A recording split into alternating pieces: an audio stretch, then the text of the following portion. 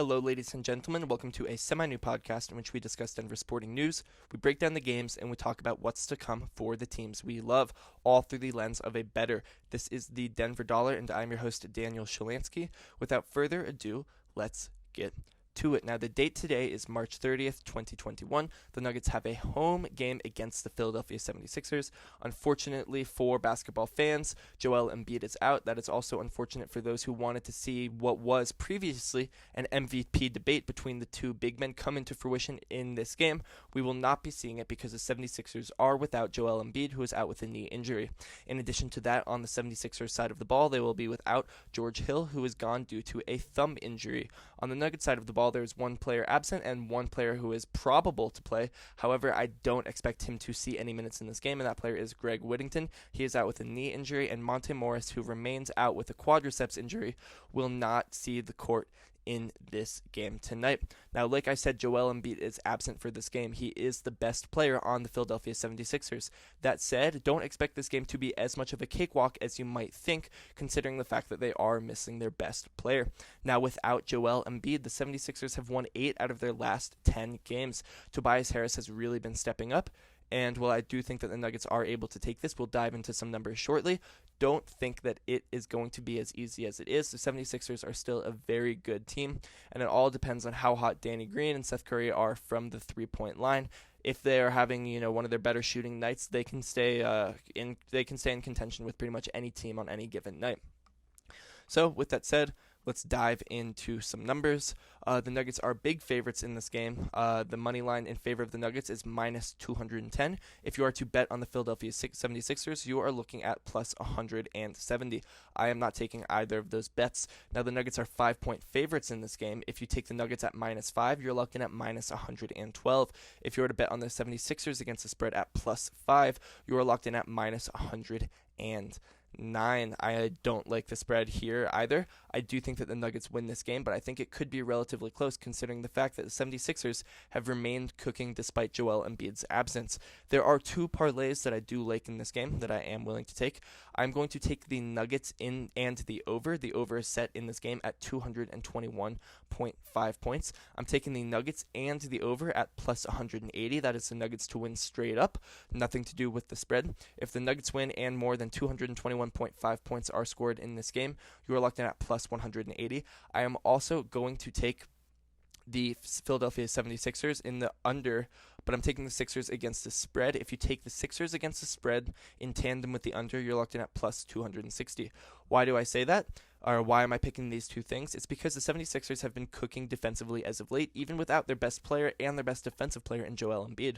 Over their last 5 games, they're only allowing 105.2 points. Yes, they're not scoring that well at only 111.8 points, but I do think that if the 76ers are able to pull off the spread, if they're able to win or lose by less than 5 points in this game, I do expect the under to hit, just considering the fact that they are, if you're betting on the Sixers, you're leaning towards more of a defensive play script. You think they'd be able to stifle the Nuggets offense just a little bit. The reason I'm taking the Nuggets plus the over is because I think if the over hits, it's almost certain that the Nuggets win. We saw that play out when the 76ers played against the Clippers.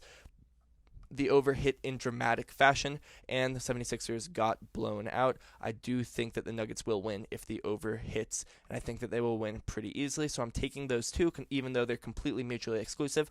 Obviously, only one of the two can happen at most. 2 of the 2 could miss, but if we're looking at game scripts and what we think could happen in this game, those 2 bets make the most sense, and if either one of them hit, we're still up big money.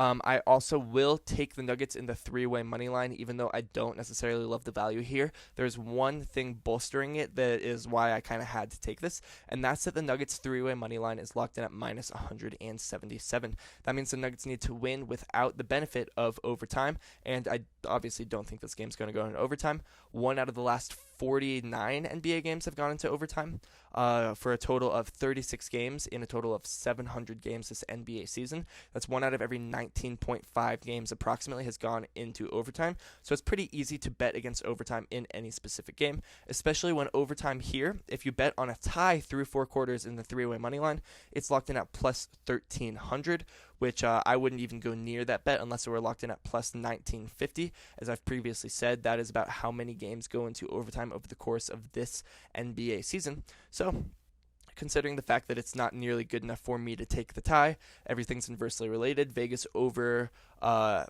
expects a tie to happen more often than it should be.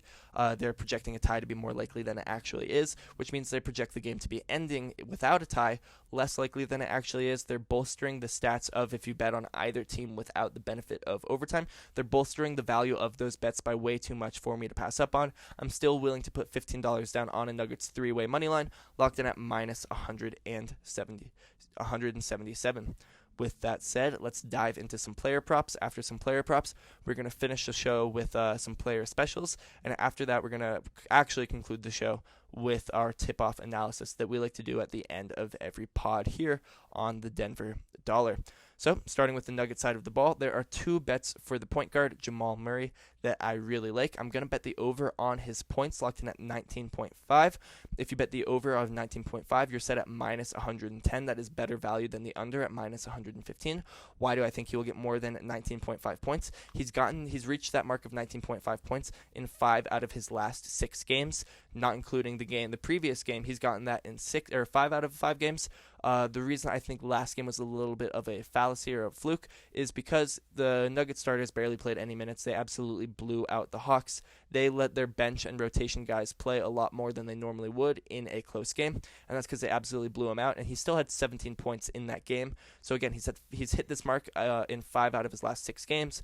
On the week, he's averaging 20.3, and over the last 30 days, he's averaging 19.8. I'm taking the over there. I'm also betting the over on his assists at 4.5 assists in this game, locked in at minus 110, the same exact odds. He's gotten at least 4.5 assists in 8 out of his last 10 games. Over the last week, he's averaging 6.5 assists, and over the last 30 days, he's averaging 5.7.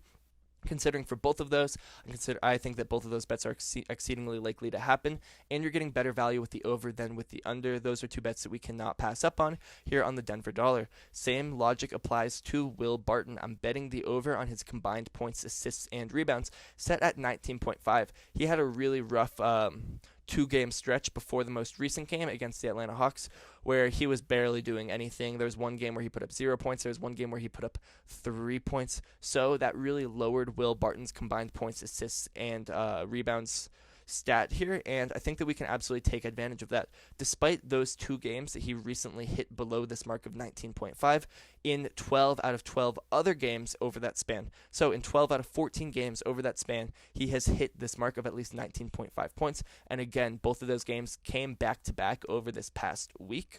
So Vegas is kind of really leaning into that, but it's a little bit more of a fluke, especially while he remains in the starting lineup while Monte Morris is out.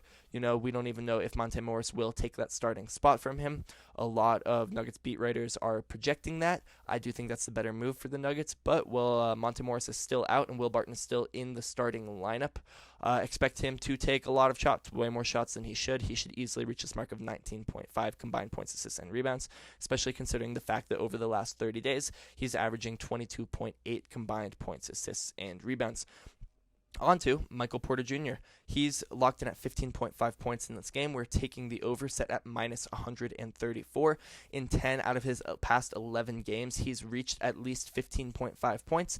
That's a bet that we almost have to take at that point. 10 out of 11 games is an extremely good hit ratio, but you don't need me to tell you that. Minus 134 is not bad enough value for us to stray away from that either. We're taking over 15.5 points, especially considering the fact that he's averaging 19.8 over the last month and 19.3 over the last week. I'm also taking the over on his rebounds, locked in at 7.5. The value here is plus 100, so that's way better value than the under at minus 127, and I absolutely expect him to get at least 7.5 rebounds in this game, especially considering the fact that he has gotten at least 7.5 rebounds in 8 out of his last 11 games.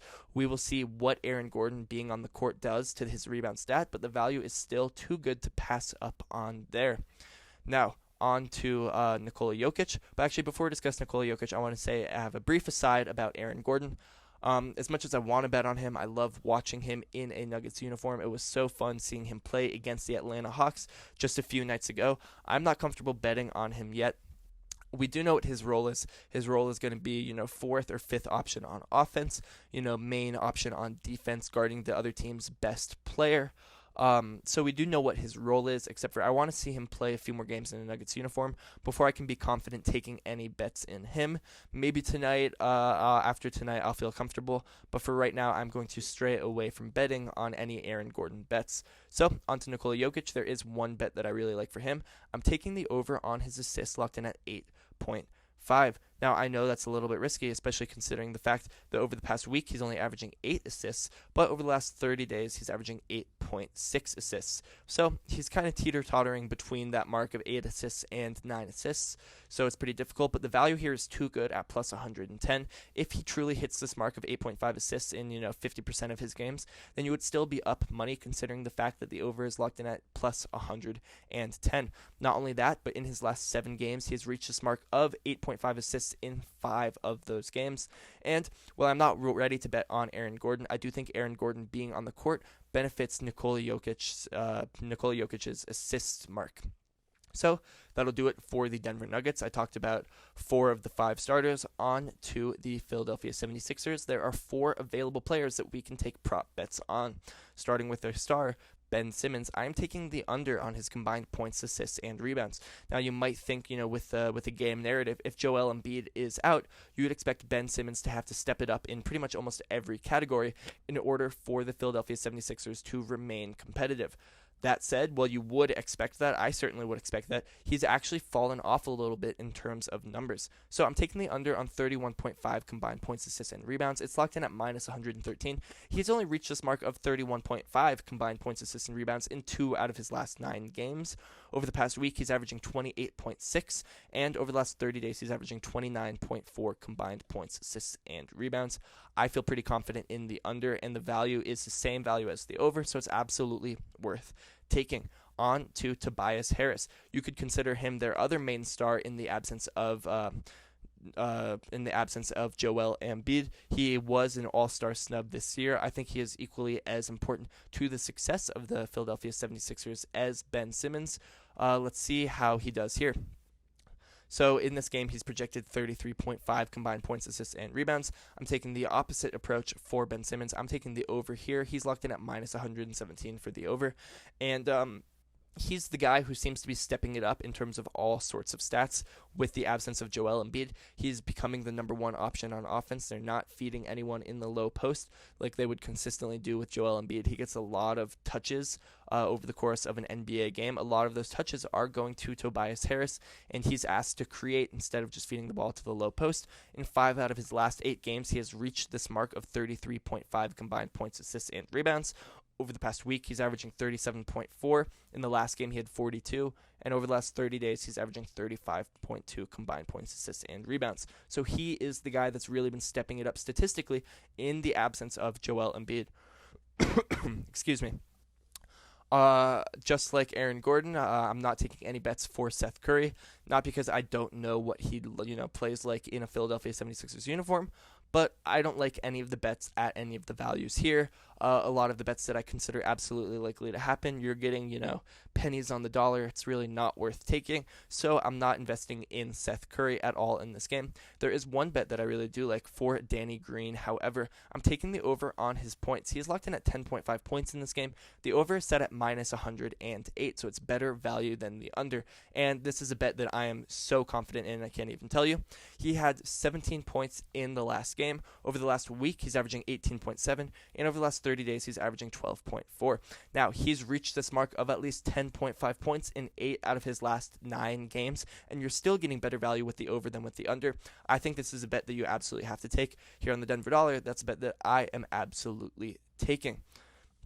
Now on to those player specials that we previously discussed. Here's one that's kind of a parlay that I really like for Nikola Jokic. Well, I didn't mention that I'm taking the over on his points, even though I do think he exceeds 23.5 points, which is what he's set at in this game. I do think he reaches that mark. He's only locked in at minus 141 for the over, so I didn't love the value there, but I'm absolutely willing to parlay that with the Nuggets win for plus 175. Let me say that again. If Nikola Jokic scores more than 23.5 points and the Nuggets win, you're locked in at plus 175. That is one of my favorite bets on the day. Yeah, I'm absolutely willing to take that. Now, another player special that also pertains to Nikola Jokic that I am taking is I'm going to bet $100 tonight that Nikola Jokic gets a double double. Now, let me tell you why I like that bet so much. He's gotten a double double in 41 out of 46 games this NBA season. That's approximately 89% of games.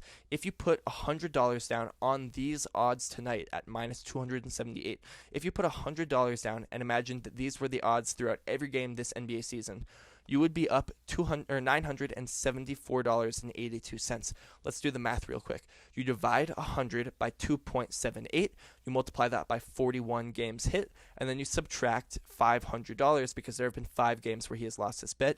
And even with all of that, you would still be up nearly $1,000 if you put $100 down every night on Nikola Jokic. It is a beautiful investment, and that is one that I'm going to continue making, and that is one that I'm going to continue advising that you guys take over the course of this NBA season until Vegas either really drops his odds or until, for whatever reason, he gets hurt or slows down, God forbid, in the double-double category. Now, to conclude the show with our patented tip-off analysis, so tonight the tip-off is going to be between Nikola Jokic, and it's either going to be against Tony Bradley, or it's going to be against Ben Simmons. Now, Tony Bradley has taken 3 out of the last 5 tip-offs for the 76ers, but Ben Simmons has taken the last 2 tip-offs for the 76ers.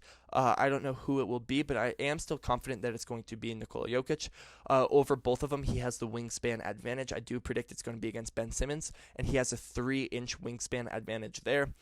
He's won a lot of his tip-offs. Nikola Jokic he's won 3 out of his last 5 tip-offs. And I know I've been saying it, and in one of my recent podcasts I kept saying, Nikola Jokic always jumps early, and for whatever reason the refs never call it. They finally called it. He lost against the Atlanta Hawks due to a violation on the jump ball. It was because he jumped early. Now I think that he was maybe getting a little bit carried away with jumping too early.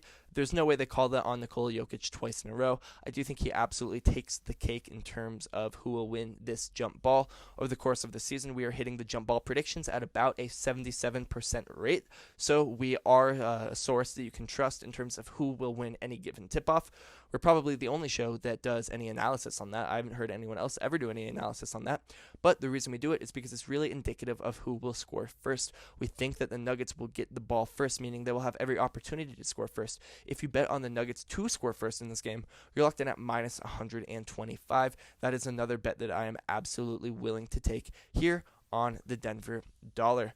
Well, that was a little bit quicker of a show. I've been trying to speed things up, get through the numbers, really quick before I, even talk about the context of the game, before I even talk about, any outlying stats or just fun things to talk about. We're here for the numbers, and I'm trying to deliver them in a quicker fashion. So thank you for sticking around, and hopefully we'll be able to keep them this concise going forward in the future. Don't forget to like, subscribe, tell your friends about this show only if they either like sports or if they like winning money. You shouldn't be friends with them if they aren't interested in either of those two things. Thank you so much for listening, and until we see you next time.